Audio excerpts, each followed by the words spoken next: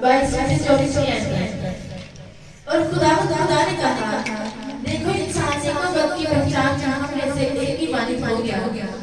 अब कहीं ऐसा न हो कि वो अपना हाथ उठाए और हयात की तरफ से भी कुछ लेकर खाए और हमेशा देता रहे। इसलिए खुदा ने उसको बाग़ से बाहर कर दिया ताकि वो उस ज़मीन की जिसमें से वो लिया गया था खेती करे। चुनांचे उसने आदम को निकाल दिया और बाग़ के मशरिक़ की तरफ करोबियों को और चोगी उठने वाली शोला तलवार को रखा कि वो जिंदगी के दरख्त की राह की हिफाजत करे। आमीन। खुदा के ज़िंदा इस्लाम का पढ़ा सुनाना हम सबके लिए बाइस बरकत हो। दरख्त की राह की हिफाजत करें। आमीन। मेरे सीधो यहाँ पे दो लफ्ज़ खुसूसी तौर पे नोट करें।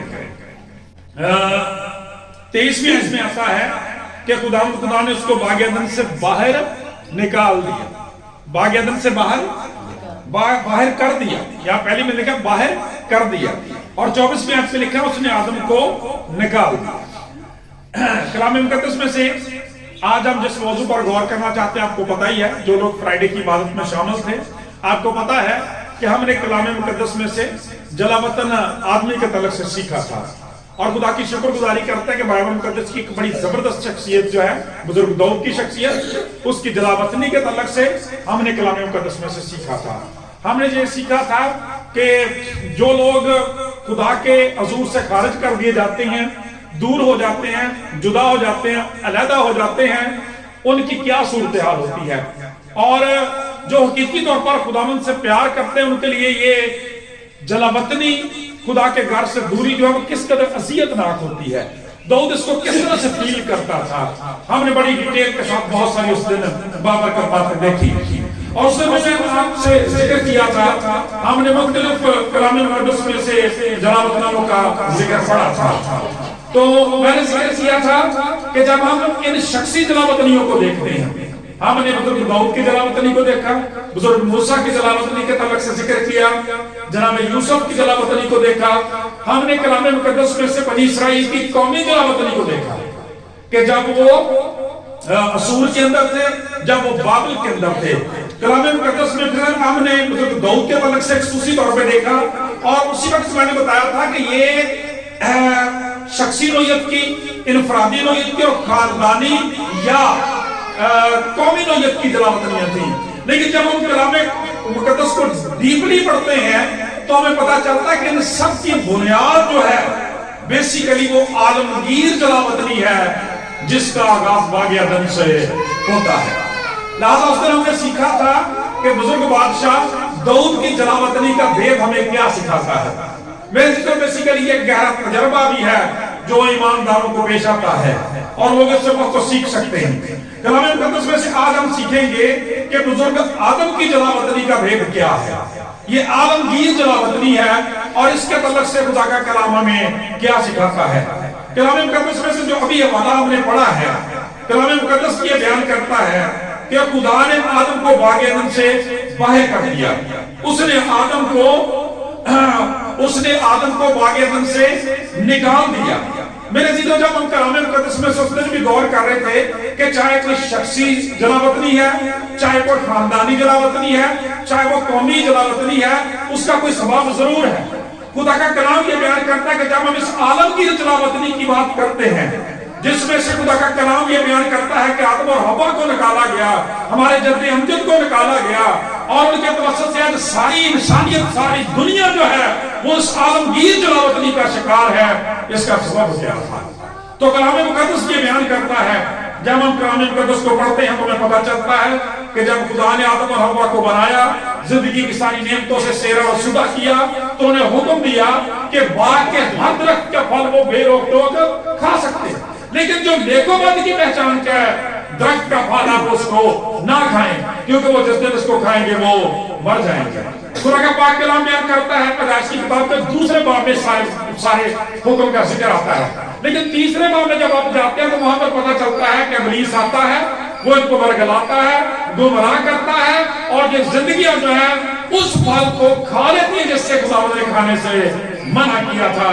चुनाचे खुदा का पाक कलाम ये बयान करता है कि उस फल को खाने की बिना पर खुदा ने कहा خدا نے کہا دیکھو انسان نیک و بد کی پہچان میں سے ہم میں سے ایک کی بند ہو گیا، اب کہیں ایسا نہ تو اپنا ہاتھ بڑھائے حیات کے درخت سے بھی کچھ لے کر کھائے اور ہمیشہ جیتا رہے۔ اس لیے خدا نے آدم کو ہوا کو باغ عدن سے جو تھا وہ نکال دیا، دور کر دیا۔ میرے عزیزو، ہم کلام مقدس میں سے جب ہم اسی تیسرے چیپٹر کو پڑھتے ہیں تو کلام یہ بیان کرتا ہے کہ جب آدم اور حوا نے سانپ کے بہکانے کی وجہ سے یہ نافرمانیاں کی، تینوں کو سزا دی گئی۔ خدا کا پاک کلام بیان کرتا ہے تو ابھی ہم خدا کی شکر گزاری کرتے ہیں کہ وہ سزا ان کے اپنے کرتے ہوئے کاموں کی وجہ سے آئی، گناہ کی وجہ سے، خدا کی نافرمانی کی وجہ سے آئی، لیکن تو ابھی اس میں خدا کا بڑا فضل جو ہموں میں نظر آتا ہے کہ خدا نے انہیں اپنی حضوری سے دور کر دیا تاکہ وہ مر نہ جائیں، اور ان کی بخشش کا، ان پر فضل کا، ان کی بحالی کا، ان کی واپسی ایک راستہ تعین کیا۔ اور ہم کلام مقدس میں سے اسی چیپٹر کے اندر جب پیدائش کی کتاب اس کا تیسرا باب 15ویں آیت پڑھتے ہیں تو وہاں پہ لکھا ہے کہ خداوند سانپ سے کہتا ہے میں تیرے اور عورت کے درمیان اور تیری نسل اور عورت کی نسل کے درمیان عداوت ڈالوں گا، وہ تیرے سر کو کچلے گا اور تو اس کی ایڑی پر کاٹے گا۔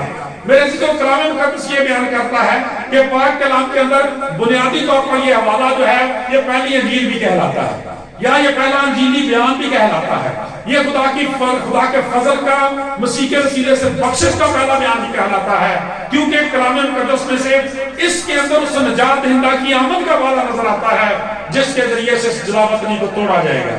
پریز دی لارڈ، یہ ہمارے نجات دہندہ کے بارے میں وعدہ ہے۔ کوئی خدا نے انہیں اپنے سے دور تو کر دیا، جدا تو کر دیا، علیحدہ تو کر دیا، کیونکہ میرے عزیزو حقوق نبی کہتا ہے، کلام بیان کرتا ہے کہ وہ اس قدر قدوس ہے کہ وہ بدی کو دیکھ نہیں سکتا، بدی کو دیکھ نہیں سکتا، لیکن ساتھ ہی وہ محبت کرنے والا خدا بھی ہے۔ اس لیے ان کو ایک تسلی، ایک اطمینان، ایک پیشین گوئی، ایک جو کلام اور پیغام دے کے بھیجا کہ آنے والے وقت میں تمہیں چھڑانے والا آئے گا۔ میرے عزیزو، کلام مقدس کیا بیان کرتا ہے، ہم جلا وطنی کے تعلق سے سیکھ رہے ہیں۔ خدا کا پاک کلام بیان کرتا ہے کہ جب آدم اور حوا یہاں سے نکلے تو اس گناہ کے نتیجے میں پاک کلام یہ بیان کرتا ہے کہ فوری طور پر ان کی روحانی موت واقع ہو گئی، یعنی وہ خدا سے جدا ہو گئے، اور پھر خدا کا کلام یہ بیان کرتا ہے بالآخر جسمانی موت آئی اور انسان مرنے لگ گئے۔ کلام مقدس ہمیں یہ بیان کرتا ہے کہ جب ہم اس جلا وطنی کے نتائج کی بات کرتے ہیں تو اس گناہ سے پہلے آدم اور حوا بڑی آسودگی کی زندگی گزارتے تھے، بڑا اطمینان، بڑی تسلی، بڑی خوشی اور شادمانی ان کے زندگی میں تھی، لیکن اس کے بعد دکھ نے، تکلیف نے، وبا نے، بیماریوں نے، جسمانی کمزوری نے، فکروں پریشانیوں نے، روزگار نے، بڑھاپے نے اور بالآخر موت کے غم نے انہیں زندگی کی مشکلات سے دوچار کر دیا۔ چنانچہ کلام مقدس کے اندر رومیو کا لکھنے والا اس کے 6 باب کی 23ویں آیت میں کہتا ہے کہ گناہ کی مزدوری موت، گناہ کی مزدوری موت ہے، اور اس جلا وطنی کا اعلان کرتے ہوئے رومیو کا خط 3 باب 23ویں آیت میں کہتا ہے سب نے گناہ کیا اور خدا کے جلال سے محروم ہیں، یعنی جس کا مطلب یہ ہے کہ یہاں پہ اس عالمگیر جلا وطنی کا اعلان کیا گیا ہے جس کا ہر شخص جو دنیا کا ہر شخص جس کا شکار ہے۔ کلام مقدس کے بیان کرتا ہے گناہ بنیادی سبب بنا اس جلا وطنی کا۔ آپ نے لفظ گناہ کو یاد رکھنا ہے، اسی پر ساری گیم ہے ساری جلا وطنی کی۔ اب مسئلہ یہ تھا کہ جب تک اس گناہ کو درمیان سے دور نہ کیا جائے اس وقت تک ریسٹوریشن، بحالی اور آدم اور حوا کی انسانوں کی واپسی نہیں ہو سکتی۔ میرے عزیزو، کلام مقدس یہ بیان کرتا ہے کہ جب ہم جلا وطنی کے نتائج کو دیکھتے ہیں، تھوڑی دیر پہلے میں نے ذکر کیا کہ ان کی زندگیوں میں پریشانی آ گئی، مشکلات آ گئی، وبائیں آ گئی، بیماریاں آ گئی۔ ہم نے اس دن دیکھا تھا جب ہم شخصی جلا وطنی کی بات کر رہے تھے، پیدائش کی کتاب کے 4 باب میں ایک شخص کو شخصی طور پر بھی جلا وطن ہونے کا خدا نے حکم دیا تھا، اور آپ کو یاد ہے وہ کون ہے؟ وہ حابل کا بھائی قائن تھا، جس نے اپنے بھائی کو قتل کر دیا۔ خدا نے اس کی عدالت لگائی اور اسے کہا کہ تیرے بھائی کا خون جو وہ زمین سے مجھے پکارتا ہے، تو زمین پر ہمارا اور کھانا خراب ہو جائے گا، اب زمین کی طرف سے تو لعنتی ہو گیا، وہ تجھے اپنی پیداوار نہ دے گی۔ کلام یہ بیان کرتا جب اس جلا وطنی کا خدا نے ذکر کیا تو قائن چلا اٹھا، کہنے لگا خداوند یہ سزا میری برداشت سے باہر ہے، میں زمین پر آوارہ اور کھانا خراب ہو جاؤں گا، ایسا کہ جو کہ مجھے پائے گا وہ مجھے مار دے گا۔ ایسے ہولناک نتائج ہیں خدا کی حضوری سے خارج ہونے کے۔ وہ چلا اٹھا اور اپنی اس رضا کے لیے چیخنے لگ گیا میرے عزیزو۔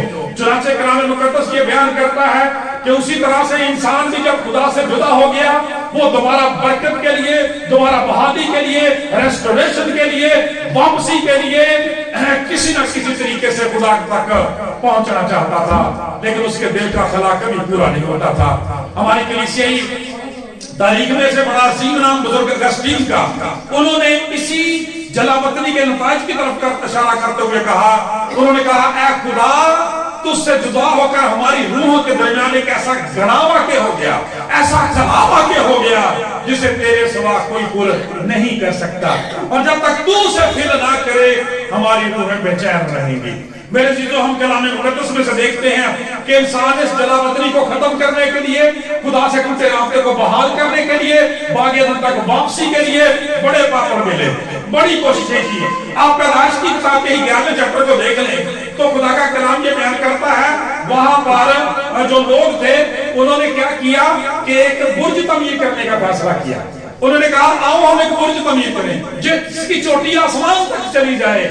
میرے عزیزو، خدا کا کلام بیان کرتا ہے کہ جب وہ ایسا کر رہے تھے، اوپر چڑھ رہے تھے، بنا رہے تھے، اس طرح سے آسمان تک خدا تک پہنچنا چاہتے ہیں، خدا کا کلام بیان کرتا ہے خدا اترا اور ان کی زبانوں میں اختلاف ڈال دیا، اور خدا کا کلام کہتا سارا منصوبہ فنا ہو گیا۔ میرے عزیزو، اس لیے کہ اس گناہ کا جب تک گناہ کے اس سبب کو درمیان سے دور نہ کیا جائے، کسی طرح سے کوئی شخص خدا تک جا نہیں سکتا۔ ہم کلام مقدس میں سے دیکھتے ہیں پوری توجہ کے ساتھ بھائی کہ جب انسان یہ نہ کر سکا، اس طرح سے خدا کے ہاں راستہ تلاش نہ کر سکا، تو میرے عزیزو خدا کا کلام یہ بیان کرتا ہے اس نے پھر بت پرستی کا سہارا دے دیا، بت بنا لیے، اپنی مرضی سے بڑے بڑے بت گھڑ لیے اور ان کی پوجا پاٹ کرنے لگ گیا، ان کی خدمت کرنے لگ گیا، ان کے لیے انسانی قربانیاں چڑھانے لگ گیا۔ لیکن میرے عزیزو، کلام مقدس خود ہی یہ بیان کرتا ہے کہ وہ بت جو جن کو خود اٹھا کر لے جانا پڑتا ہے، وہ نہ بول سکتے ہیں، نہ سن سکتے ہیں، نہ حرکت کر سکتے ہیں، وہ انسان کے اس خلا کو کس طرح سے پورا کر سکتے تھے؟ انسان نے پھر آنے والے وقت میں خود ساختہ مذاہب کا، خود ساختہ رسم و رواج کا، تپسیا کا، یعنی آگ کے ذریعے سے اپنے آپ کو اذیت دینے کی کوشش کی تاکہ خدا ہم پر رحم کرے، چلاکشیاں کی اور اپنی عبادت و ریاضت کے ذریعے سے خدا تک پہنچنے کی کوشش کی۔ لیکن میرے عزیزو، گناہ کا جو گڑا، گناہ کا جو نقص، گناہ کا جو چلو اس کے اندر ہے، وہ ان چیزوں سے دور نہیں ہو سکتا۔ کلام بیان کرتا ہے کہ ان چیزوں کے ذریعے سے عبادت و ریاضت کی صورت تو ہو سکتی ہے، لیکن نجات کے تعلق سے ان باتوں میں کوئی فائدہ نہ تھا، چنانچہ انسان اسی طرح سے چیختا رہا۔ کلام مقدس یہ بیان کرتا ہے انسان کی اس کمی کو، اس کمزوری کو ظاہر کرنے کے لیے خدا نے شریعت دی تاکہ گناہ کی پہچان کرا دے، اور جو طریقہ کار خدا کا ہے اس کے ذریعے سے انسان خدا تک پہنچے۔ خدا کا کلام بیان کرتا ہے لیکن انسان نے اس کو غلط سمجھا، اس نے شریعت کے ذریعے سے خدا تک پہنچنے کی کوشش کی۔ خدا کا پاک کلام بیان کرتا ہے لیکن کوئی شخص شریعت کو کامل طور پر پورا نہیں کر سکتا۔ کلام مقدس یہ بیان کرتا ہے ہم جو باتوں میں خیال کرنے والے ہیں، خطا کرنے والے ہیں، ہم جو قول اور فعل خیالت گناہ کرنے والے ہیں، ہم کسی طور پر بھی شریعت کو پورے طور پر پورا نہیں کر سکتے۔ چنانچہ خدا نے فتویٰ دیا کہ کوئی شخص خدا کے حضور شریعت کے اعمال سے بھی راست باز ٹھہر نہیں کر سکتا۔ چنانچہ وہ انسان یہاں پر بھی پورے طور پر فیل نظر آتا ہے، لہذا انسان کی یہ ساری کوششیں جو تھی وہ ناکام ہو گئی اور اس کی جلاوطنی اسی طرح سے برقرار رہی، اور انسان اس صورتحال میں بے بس نظر آتا ہے۔ میرے عزیزو، جب ہم کلام مقدس میں دیکھتے ہیں تو خدا کی شفقت، اس کی محبت اور مہربانی کے لیے اس کا شکریہ ادا کریں۔ کلام مقدس یہ بیان کرتا ہے یہاں پہ آدم حوا اور سات کو سزائیں دی، وہاں پر خدا نے ایک امید کی کرن بھی جگا دی۔ تیسرا باب 15ویں آیت خدا کا کلام بیان کرتا ہے خدا نے وعدہ کیا تھا کہ میں نجات دہندہ کو بھیجوں گا۔ خدا کا کلام بیان کرتا ہے وہ اس گناہ کا سزا کرے گا۔ چنانچہ کلام مقدس بیان کرتا ہے کہ جب انسان بے بس نظر آیا تو پھر خدا نے خود ہی اس کا سزا کیا اور اس کو عملی شکل اس کے بیٹے نے دی۔ غور سے توجہ سے سننا ہے کہ پیدائش 3 باب 15ویں آیت میں اس کی پیشین گوئی ہے، اور جان 3:16 میں یعنی مقدس یوحنا کا 3 باب 16ویں آیت میں اس کی تکمیل ہے۔ خدا نے دنیا سے ایسی محبت رکھی کہ اپنا اکلوتا بیٹا بخش دیا تاکہ جو کوئی اس پر ایمان لائے ہلاک نہ بلکہ ہمیشہ کی زندگی پائے۔ گناہ کی مزدوری موت ہے، گناہ کی مزدوری موت ہے، مگر خدا کی بخشش ہمارے غلام یسوع مسیح میں ہمیشہ کی زندگی ہے۔ لہذا خدا کا کلام یہ بیان کرتا ہے خداوند یسوع مسیح نے اس گناہ کا سزا کرنے کے لیے اپنے بیٹے کو دنیا میں بھیجا تاکہ جو کوئی اس پر ایمان لائے ہلاک نہ بلکہ ہمیشہ کی زندگی پائے۔ آپ کو یاد ہے آنے والے دنوں میں کرسمس آنے والا، خدا کی شکر گزاری کرتے ہیں، اور اس 25 تاریخ سے آغاز ہو جائے گا پوری دنیا کے اندر اس کا۔ کلام مقدس بیان کرتا ہے، اس پر بڑا مشہور و معروف حوالہ مقدس متی کی معرفت پڑھتے ہیں کہ جب بزرگ یوسف کو یہ خوشخبری سنائی جاتی ہے یسوع مسیح کے دنیا میں آنے کی، تو وہ حیران ہو جاتا ہے، پریشان ہو جاتا ہے، گھبرا جاتا ہے۔ فرشتہ جو ہے اس کی ہمت بناتا ہے اور کہتا ہے کہ اس سبب سے تو مت گھبرا، ڈرنے کی تجھے ضرورت نہیں ہے، خوفزدہ نہ رہو۔ اے یوسف ابن داؤد، اپنی بیوی مریم کو اپنے ہاں لے آنے سے نہ ڈر، جو کچھ کے پیٹ میں روح القدس کی قدرت سے ہے اس کے بیٹا ہوگا، تو اس کا نام یسوع رکھنا، کیونکہ وہی اپنے لوگوں کو ان کے گناہوں سے نجات دے گا۔ یعنی وہ جلا وطنی کا جو بنیادی سبب ہے اس کو یہ دور کرے گا، اور پھر انسانیت اس قابل ہو سکے گی کہ خدا کا کلام یہ بیان کرتا ہے کہ وہ دوبارہ سے ریسٹوریشن ہو سکے اور بحالی ہو سکے اور وہ لوگ خدا تک جا سکے۔ میرے عزیزو، اس لیے جب ہم خداوند یسوع مسیح کی زندگی کو دیکھتے ہیں تو پھر خدا کا کلام بیان کرتا ہے کہ خداوند یسوع مسیح نے گناہوں کی معافی کا حل پیش کیا۔ خداوند یسوع مسیح نے اپنی زندگی کے اندر خدمت اقدس کے اندر بہت سارے لوگوں کے گناہ معاف کیے، اور گناہ معاف کر کے یہ ثابت کیا کہ یہی ہے جو اپنے لوگوں کے گناہ معاف کرنے کی قدرت رکھتا ہے۔ اور بڑا زبردست لکھا ہے، بڑا انٹرسٹنگ وہاں پہ ریفرنس ہے کہ خدا کا کلام بیان کرتا ہے کہ جب بزرگ یوسف سے یہ کہا گیا کہ تو اس کا نام یسوع رکھنا کیونکہ وہی اپنے لوگوں کو گناہوں سے نجات دے گا، اس لیے کہ نبی کی معرفت یہی لکھا گیا۔ اس کا نام ایمانویل رکھیں گے جس کا ترجمہ ہے او پریز دی لارڈ، خدا پھر ہمارے ساتھ ہے، ہم پھر خدا کے ساتھ ہیں، کیونکہ وہ جو جلا وطنی ہے وہ جاتی رہے گی۔ پریز دی لارڈ، زوردار تالیاں میں اب ایک ایسا خوبصورت مکاشفہ، ایسی خوبصورت تسلی کہ خدا کا کلام بیان کرتا ہے یسوع سے جس کے ساتھ ہے خدا اس کے ساتھ ہے۔ پریز اللہ، جس خاندان اور زندگیوں کے ساتھ یسوع ہوتا ہے۔ چنانچہ خدا یسوع مسیح نے اپنی زندگی میں ثابت کیا، خدمت میں ثابت کیا کہ وہ گناہوں کو معاف کر دینے کی قدرت رکھتا ہے۔ ہم کلام مقدس کے اندر مقدس مرکز کے لیے اس کا 2 باب 10ویں آیت میں دوسرے چیپٹر میں ہم ایک حوالہ پڑھتے ہیں، وہ اس مفلوج کا، فالج زدہ جو شخص ہے اس کے تعلق سے۔ آپ کو پتا کہ جب خداوند یسوع مسیح کے سامنے وہ شخص لایا گیا تو اس سے پہلے کہ خداوند یسوع مسیح سے تندرست کرتے آپ نے فرمایا بیٹا تیرے گناہ معاف، بیٹا تیرے گناہ، وہی اپنے لوگوں کے وہی اپنے لوگوں کے گناہوں کو معاف کرے گا، وہ ان کے گناہ معاف کرنے کی قدرت رکھتا ہے۔ بیٹا تیرے گناہ معاف ہوئے۔ اب جو دوسرے وہاں پہ فقیر فریسی تھے انہوں نے کہا یہ کفر بکتا ہے، خدا کے سوا کون گناہ معاف کر سکتا ہے؟ خداوند یسوع مسیح نے پھر اس کی وضاحت فرمائی، ہمارے نجات دہندہ کا کمال دیکھیں، اس کی قدرت دیکھیں۔ خداوند یسوع مسیح نے کہا ذرا مجھے بتائیں کہ یہ کہنا آسان ہے کہ اٹھ اپنی چارپائی کھا یا تیرے گناہ معاف ہوئے، مگر نہیں، اس لیے کہ تم جانو کہ بنی آدم کو زمین پر گناہ معاف کرنے کا اختیار ہے۔ اور اس کا ثبوت دینے کے لیے اس لڑکے سے کہا اٹھ اپنی چارپائی اٹھا اپنے گھر چلا جا۔ اس نے اپنی چارپائی اٹھائی اور ان کی آنکھوں کے سامنے دیکھتے ہوئے گھر چلا گیا۔ پریز دی لارڈ، آج بھی وہ نجات دہندہ جب ہمارے گناہوں کو کمزوریوں کو معاف کر دیتا ہے ہم بھی شادمانوں کا اپنے گھروں کو جاتے ہیں۔ پریز دی لارڈ، اسے گناہ معاف کرنے کا اختیار ہے۔ خدا کا پاک کلام یہ بیان کرتا ہے۔ ایک دوسرا واقعہ ہم اس عورت کے بارے میں دیکھتے ہیں جو عین فیل کے وقت زناکاری میں پکڑی گئی تھی۔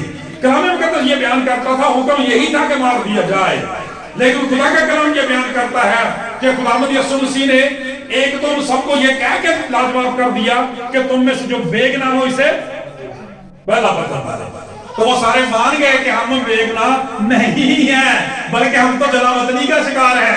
خدا کا کلام یہ بیان کرتا ہے then खुदावंद यीशु मसीह ने उस औरत से कहा कि बेटी तुझ पर किसी ने हुक्म नहीं लगाया। कलाम ये बयान करता, उसने कहा किसी ने नहीं। आपने फरमाया मैं भी नहीं लगाता, जा आइंदा फिर गुनाह ना करना, जा फिर गुनाह ना करना। इसका मतलब यह है कि यहाँ पर भी खुदावंद यीशु मसीह ने अपने फضل का, अपनी शफकत का और अपनी बख्शिश का इज़हार किया और उस औरत को माफ कर दिया। जरा उस डाकू को याद करें, सलीब के ऊपर है खुदावंद यीशु मसीह, और उन डाकुओं का तारफ पहले क्या लिखा, दो बदकार जो थे, वो बदकार थे, डाकू थे, चोर थे, लुटेरे थे, लोगों को अज़ियत देने वाले थे। खुदावंद यीशु मसीह के साथ हैं। खुदा का पाक कलाम बयान करता है, तानाज़नी करता, ईमान नहीं लाता, माफी नहीं मांगता, अपनी मौत आप मर जाता, अपने गुनाहों में मर जाता है। लेकिन दूसरा कहता है, खुदावंद जब आप अपनी बादशाहत में आए तो मुझे भी, हालेलुया, प्रेज़ द, जब आप अपनी बादशाहत में आए तो मुझे, जब उसने खुदावंद कह दिया, जब उसने बादशाह कह दिया, तो इसका मतलब उसने अपने गुनाहों को तस्लीम कर दिया, यीशु मसीह को निजात दहिंदा मान लिया। और यीशु मसीह ने क्या कहा, तो आज मेरे साथ सिर्फ गुनाहों को माफ नहीं किया, फिरदौस में साथ ले जाने का भी वादा किया। प्रेज़ द लॉर्ड, और तालियां लगाओ उस बादशाह के लिए जो आपको सिर्फ माफ नहीं करता बल्कि अदम में वापस ले जाने का वादा करता है। ये फिरदौस वही है ना, इसी से निकले हुए थे ना। तो उसने कहा मैं तो उससे सच कहता हूं कि तू आज ही मेरे साथ है फिरदौस होगा। कल की, परसों की, तरसों की, बरसों की बात नहीं करता, यीशु आज का खुदा है। Praise the Lord, hallelujah. तो इससे साबित हुआ कि ये वही है जो अपने लोगों के गुनाहों को माफ करने वाला है, जो दुनिया के गुनाहों को माफ करने वाला खुदा है। लेकिन मेरे से जो जब हम इस जलावतनी के तलक से देखते हैं तो आज भी और उस वक्त भी बहुत सारे लोग खुद फरेबी का शिकार है। किसका भाई? खुद फरेबी का शिकार है। राह फरार इख्तियार करने की कोशिश करते हैं और अपने आप को झूठी तसल्लियां देते रहते हैं। ठीक है, उनकी जिंदगियां बताती हैं कि उनको निजात दहिंदा की जरूरत है, छुड़ाने वाले की जरूरत है, लेकिन वो कहते हैं कि हम खुदा के यहां से जला वतन नहीं, हम गुलाम नहीं, हम तो बजाते खुद जन्नत के हकदार और वारिस हैं। मेरे सीधो, लेकिन कलाम बयान करता है कि ऐसा नहीं। आपको याद होगा कि खुदावंद यीशु मसीह ने मुकद्दस यूहन्ना की जो 8वें बाब में 31वीं से 36वीं आयत के अंदर जो वाक़या लिखा हुआ है कि खुदावंद यीशु मसीह ने वहां पर उन यहूदियों से जो उस पर ईमान लाए थे उनसे कहा कि अगर तुम मेरे कलाम पर कायम रहोगे तो हकीकत में मेरे शागिर्द रहोगे। आप पिछले दिनों सीख चुके हैं कि कलाम में मेरी रिस्ट्रिक्ट बनाता है, हमें सच्चाई सिखाता है। और कलाम ने फरमाया कि तुम सच्चाई से वाकिफ होकर सच्चाई तुम्हें आजाद करे। सच्चाई ये है कि जब आदम को आदम से निकाला गया है, हर शख्स जो है, तमाम नस्ल आदम जो है वो गुनाह के तहत है और खुदा के हाथ से जला वतन है। जब तक गुनाह के बदल में जिंदगियां गुजारते हैं उस वक्त तो खुदा के यहाँ से जला वतन रहेंगे। तुम सच्चाई से वाकिफ होगे और सच्चाई तुम्हें आजाद करेंगे। उन्होंने कहा जनाब हम तो कभी किसी की गुलामी में नहीं रहे, हालांकि झूठ बोल रहे थे, खुद फरेबी का शिकार थे, झूठी तसल्लियां दे रहे थे। कलाम ये बयान करता पहले मिस्र की गुलामी में, कभी असूर की गुलामी में, कभी बाबल की गुलामी में और उस वक्त रोमियों की गुलामी में थे। फिर भी कह रहे थे हम कभी किसी की गुलामी में नहीं रहे, लेकिन वो उससे भी एक सख्त गुलामी का शिकार थे जो उनकी आंखों से ओझल थी और वो गुनाह की गुलामी थी।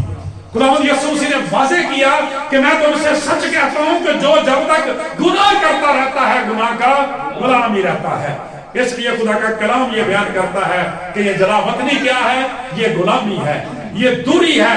जिस तरह से दाऊद उस वक्त दूर था, जिस तरह से बुजुर्ग यूसुफ वहां पे कैद थे, बुजुर्ग मूसा मजबूर थे मदियान में रहने पर, और बाबल में खुदा के लोग बनी इसराइल मजबूर थे गुलामी के अंदर, खुद से छूट नहीं सकते थे।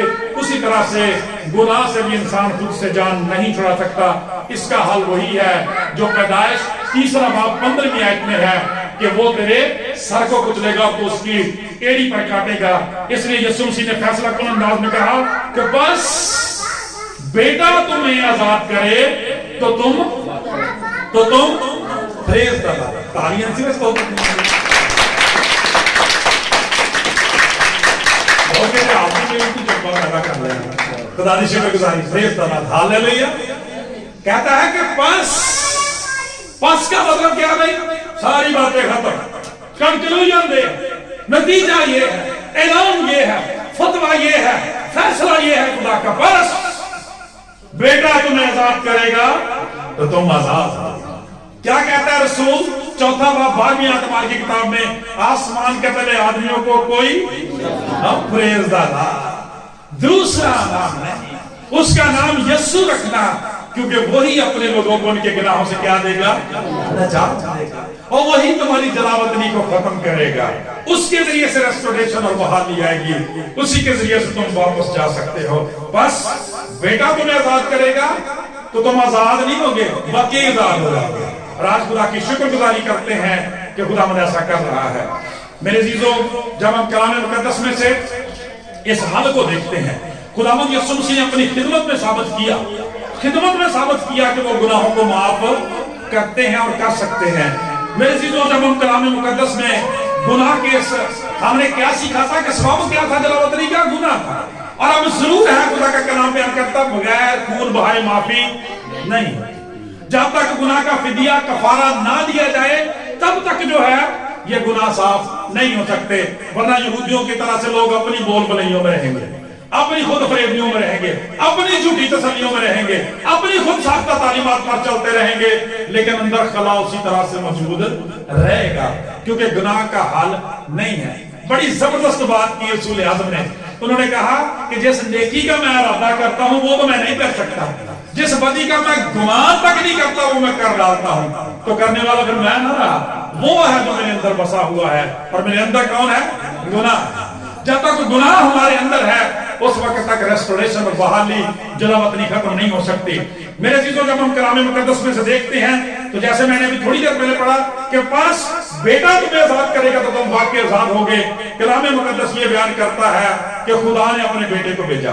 जॉन 3:16, खुदा ने दुनिया से ऐसी मोहब्बत रखी, अपना इकलौता बेटा बख्श दिया ताकि जो कोई उस पर ईमान लाए हलाक न बल्कि हमेशा की जिंदगी पाए। मेरे अजीजों, इसलिए कलाम मुकद्दस में की ये बहुत बड़ी मुसलमान हकीकत है कि अंधा अंधे को राह नहीं दिखा सकता। ठीक है भाई, कलाम बयान करता है कि खुद फरेबियों में मुब्तला ना हो, दुनिया को जानना चाहिए, आंखें खोलनी चाहिए। यहूदी कह रहे थे हम तो कभी किसी की गुलामी में नहीं रहे। ना यीशु से लिखा जो गुनाह करता है गुनाह का गुलाम ही रहता है जब तक उसे बेटा ना छुड़ाए। अंधा अंधे को राह नहीं दिखा सकता, मुजरम मुजरम की जमानत नहीं दे सकता, कैदी कैदी को छुड़ा नहीं सकता, बीमार बीमारों को शिफा नहीं दे सकता, मुर्दा मुर्दे को जिंदगी नहीं दे सकता, गुनाहगार गुनाहगार की शिफायत नहीं कर सकता और गुलाम गुलामों की हमायत नहीं कर सकता। इसलिए मेरे अजीजों, जब हम ये सारी चीजें देखते हैं तो खुदा के बेटे के अंदर नजर आती है। आपको याद है कलाम मुकद्दस में कि जब खुदा ने शरीफ की कुर्बानियों का हुक्म दिया तो वहां क्या कहा था कि वो जो बदला किया ज़िबा किया जाए वो पाक हो और बेऐब हो, पाक हो और वो बेऐब हो। लेकिन कलाम मुकद्दस बयान करता है कि वो भी यीशु मसीह की कुर्बानियों की तरफ जो था वो इशारा था। आने वाले वक्त में खुदा ऐसा करेगा। इसलिए जब बुजुर्ग ज़हाक को कुर्बान किया जाने वाला था वहां पर भी खुदा का पाक कलाम बयान करता है कि ज़हाक को परे किया गया और यहोवा यानी ने वहां पर बर्रा मुहैया किया। खुदा का कलाम ये बयान करता है जो यीशु मसीह का मसीह था। इसलिए यीशु मसीह ने कहा था कि तुम्हारा बाप अब्राहम मेरा दिन देखने की उम्मीद पर खुश था, चुनांचे उसने देखा और वो खुश हुआ। Praise the Lord. खुदावंद यीशु मसीह के वसीला से गुनाह की हतमी माफी, मखलसी, रिहाई और आजादी आती है, क्योंकि खुदा का कलाम बयान करता है। जब हम कलाम मुकद्दस में देखते हैं तो खुदावंद यीशु मसीह की जात में मुतलकन गुनाह नहीं था।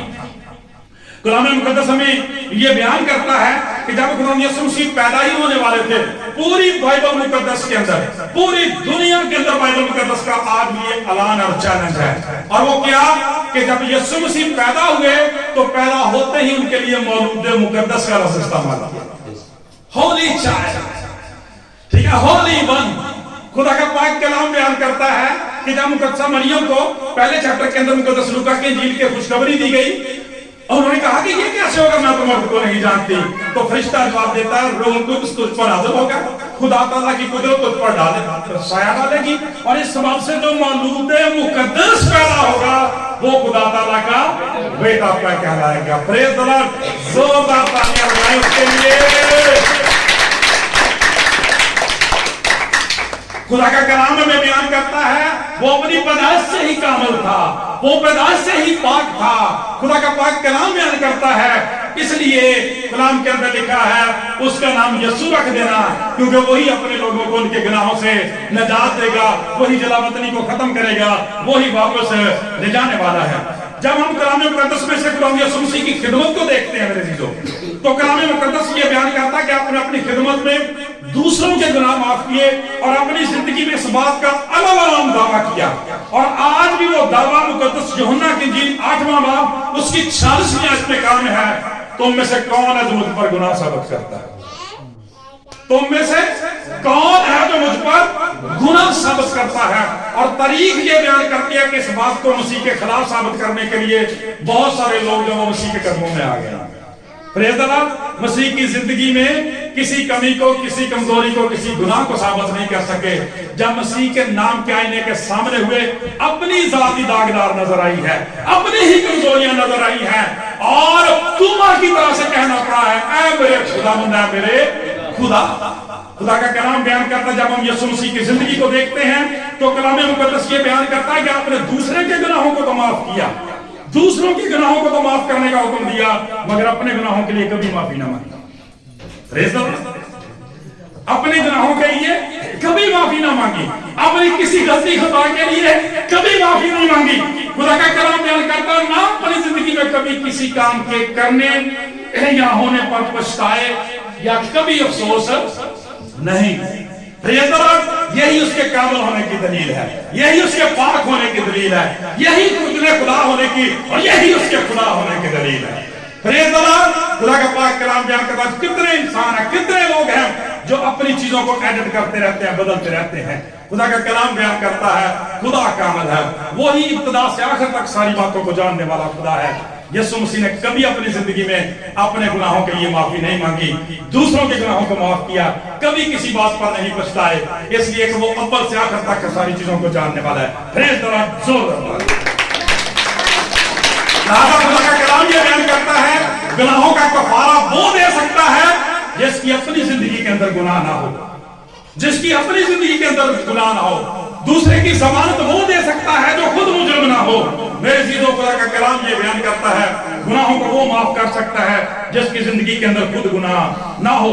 اس لیے کلام مقدس یہ بیان کرتا ہے کہ خداوند یسوع مسیح نے اسی پیدائش میں صلیب پر اپنی جان دی ہے, صلیب تک خداوند یسوع مسیح کو پہنچایا گیا. خدا کے پاک کلام میں لکھا ہے گناہ کی مزدوری تو بہت ہے, مگر خدا کی بخشش ہمارے خداوند یسوع مسیح میں ہمیشہ کی زندگی ہے. اور یہاں پھر وہی واقعہ آتا ہے, یہاں پر دیکھیں کہ جب وہ پہلا کلمہ پڑھتے ہیں, پہلا کلمہ ہی سنتے ہیں اے باپ ان کو معاف کر, کیونکہ یہ جانتے نہیں کہ کیا کرتے ہیں. خدا کا کلام بیان کرتا ہے صلیب کے اوپر بھی خدا یسوع مسیح نے اپنے دشمنوں کو معاف کیا اور ان کے گناہوں کے لیے خدا کا کلام بیان کرتا ہے درخواست کی ہے, دعا کی ہے, لیکن اپنے گناہوں کے لیے کوئی درخواست نہیں کی. ٹھیک ہے, اور اس کے ساتھ ہی دوسرا ڈاکو جو ہے وہ اپنے گناہوں کے لیے ضرور درخواست کرتا ہے. کہتا ہے خدا کا پاک کلام بیان کرتا ہے وہ دوسرے ڈاکو کو ڈانٹتا ہے, کہتا ہے کہ تو خدا سے نہیں ڈرتا, وہ ہم تو اپنے کی ایک ہی سزا پانے جو سزا ہماری ہے وہ واجبی ہے, لیکن اس نے کوئی گناہ ہاللویا اس نے کوئی گناہ نہیں کیا. پلاطس کہتا میں اس میں کوئی گناہ نہیں پاتا. صوبیدار کہتا بے شک یہ آدمی راست باز تھا, یہ آدمی خدا کا بیٹا تھا. اس لیے یوحنا کہتا ہے دیکھو یہ خدا کا بندہ ہے جو دنیا کے گناہ اٹھا لے جاتا ہے, یہی ریسٹور کرنے والا اور یہی بحال کرنے والا ہے, یہی میرے چیزوں جلاوطنی کو ختم کرنے والا ہے. اس لیے جب ہم کلام مقدس میں چھٹے کلمے تک جاتے ہیں تو آپ کو پتا ہے کہ خداوند یسوع مسیح نے چھٹے کلمے میں کیا کہا تھا. لکھا ہے کہ تمام ہوا. مقدس یوحنا کی انجیل 19واں باب کے 30ویں آیت خداوند یسوع مسیح نے کہا تمام ہوا. اور آپ کو پتا کہ جب یہ کہا تمام ہوا اس وقت کیا ہوا, اس وقت کیا ہوا تھا. کلام مقدس یہ بیان کرتا ہے کہ ہیکل کا جو پردہ اوپر سے لے کر نیچے تک تھا وہ نمائندہ تھا انسان کی جلاوطنی کرنے. بیٹا انڈرسٹینڈ, سمجھ رہے ہیں, وہ انسان کی علیحدگی کا, جدائی کا, کمزوری کا, موت کا نشان تھا. اس لیے کہ سوائے سردار کا ہے میں سال میں ایک دفعہ جانے کے کوئی شخص ادھر منہ بھی نہیں کر سکتا, اور اس بیچارے کو بھی ساتھ بیلٹ باندھنا پڑتی تھی. وہ جا کے چوکا کیسے پہنتے, آپ کو پتا نا اوپر بیلٹ باندھتے ہیں بلیک کلر کی, وہ اسی کا نشان ہوتی ہے. اتنی لمبی ہوتی تھی کہ یہ کاہن بھی کہیں اندر جا کے مر نہ جائے, اس کی زندگی میں کوئی گناہ نہ ہو. खींचा जाए बाहर। खुदा का पाक कलाम बयान करता है जब यीशु मसीह ने कहा तमाम हुआ, इट इज फिनिश्ड नाउ, तो खुदा का कलाम बयान करता है कि वो पर्दा ऊपर से लेकर नीचे तक फटे। आपने कभी गौर किया कि वो पर्दा नीचे से ऊपर तो क्यों नहीं फटा, ऊपर से नीचे क्यों? ठीक है, अगर नीचे से ऊपर को फटता तो कहा जा सकता था कि किसी इंसान का काम है, कोई इंसान इस लायक है, लेकिन कोई इस लायक नहीं था जो उसको नीचे से फाड़ सकता, इसलिए ऊपर से किसने फाड़ा है? आसमानी बाप के हाथों ने उसको फाड़ा है। Praise the Lord. और आज भी वो हाथ उसी तरह से, बाजू उसी तरह से खुले हुए हैं। Praise the Lord. और मसीह यीशु के ये जो बाजू हैं ऐलान करते रहते हैं रात दिन, थके मांदो बोझ के दबे लोगो मेरे पास आओ, I will give you rest. Praise the Lord. मांगो तो तुम्हें दिया जाएगा, ढूंढो तो पाओगे, दरवाजा खटखटाओ तुम्हारे वास्ते खोला जाएगा। इसलिए खुदा का कलाम ये बयान करता है कि जब हमारी गुनाहों की माफी का कफारे का काम यीशु मसीह ने मुकम्मल कर दिया, तो इब्रानियों का लिखने वाला फतवा देता पहले चैप्टर 30वीं आयत में कि वो गुनाहों को धोकर आलमे वाला पर किबरिया की दाहिनी तरफ जा बैठा है। Praise the Lord. खुदा का कलाम बयान करता है ताकि उस ताल्लुक को असर व बहाल कर दे, और खुदा का पाक कलाम कहता है वो सारी जलावतनी को खत्म कर दे। इसलिए पौलुस रसूल फरमाते हैं फिलिप्पियों के खत में कि हमको जिसमें हमको ईमान रखने के सबब से दलेरी और भरोसे के साथ अब खुदा के जोर रसाई है। Praise the Lord. इस बात के लिए जोरदार ताली लगाओ कि हम बहुत को याद करें, ऐ खुदा मेरी रूह तेरे लिए तरसती है, प्यासी है। मेरे अजीजों, यही प्रकाशफा उसके अंदर है कि जब वो पर्दा दरमियान में था, इंसान की रूह तरसती थी, प्यासी थी, खुदा के हुजूर जाने के लिए जा नहीं सकते थे। खुदा का कलाम बयान करता है, लेकिन रसूल कहता है कि अब उस ईमान के सबब से तुम्हें दलेरी है और भरोसे के साथ रसाई है। और यहाँ पे बड़े जबरदस्त लफ्ज़ जो पौलुस रसूल ने इफिसियों के खत के 3 बाब की 19वीं आयत में दिए, जरा उनको तवज्जो से सुनो।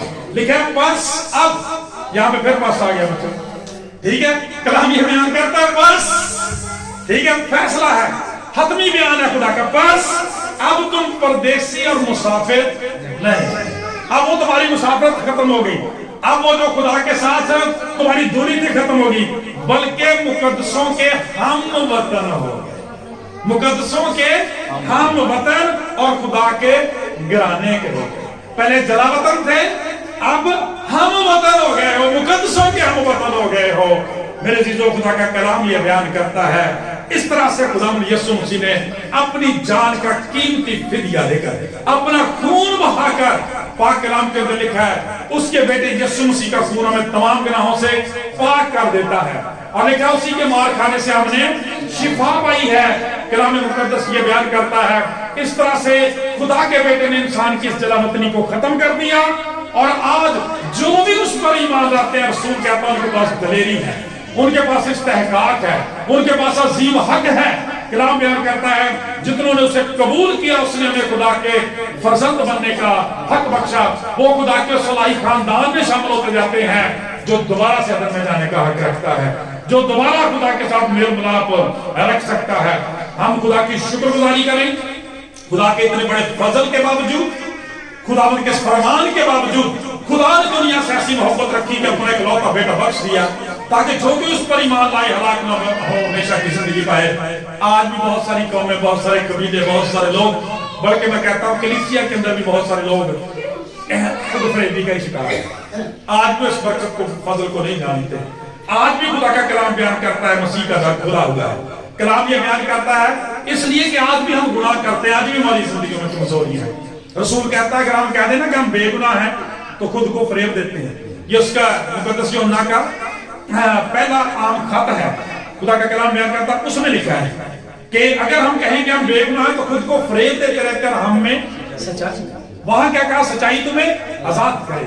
सच्चाई ये है कि हम गुनाहगार हैं, यीशु मसीह जो बेगुनाह है वो निजात देंदा, माफी मांगने की जरूरत है, तो उसके बेटे यीशु मसीह का खून हमें तमाम गुनाहों से पाक कर देता है।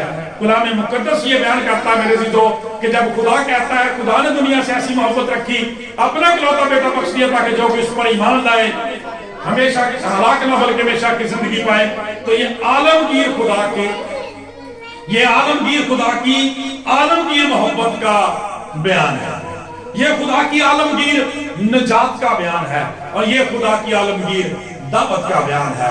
کیونکہ لکھا ہے یسوع مسیح نے اپنی زندگی میں دعویٰ کیا کہ کوئی میرے وسیلے کے بغیر راہ, حق اور زندگی میں ہوں. وہ جو ریسٹوریشن اور بحالی کا راستہ ہے, جلا وطنی کو ختم کرنے کا راستہ ہے, وہ میں ہوں, اور کوئی میرے وسیلے کے بغیر باپ کے پاس نہیں آتا.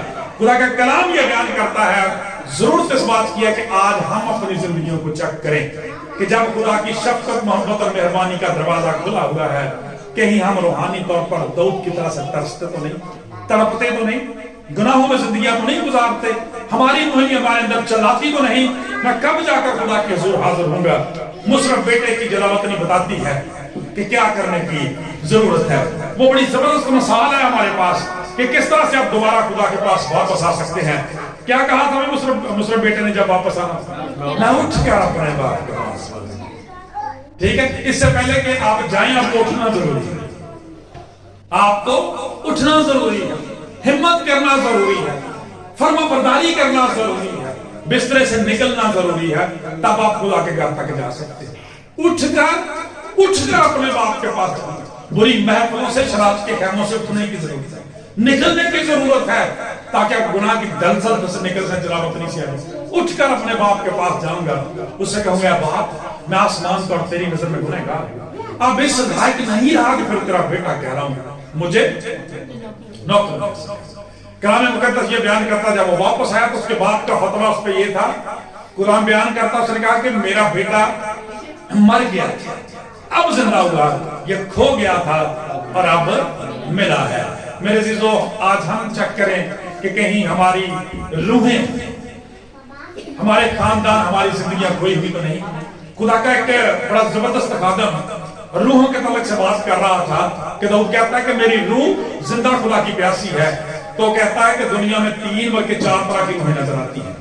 کہتا ہے داؤد کی روح بتاتی ہے کہ اس کی روح اس کے اندر زندہ تھی, بیدار تھی, اس لیے وہ تڑپتی تھی, کیونکہ اس نے کہا کہ زندہ شخص کھانے پینے کی جو وہ ضرورت محسوس کرتا ہے, مردہ نہیں کرتا.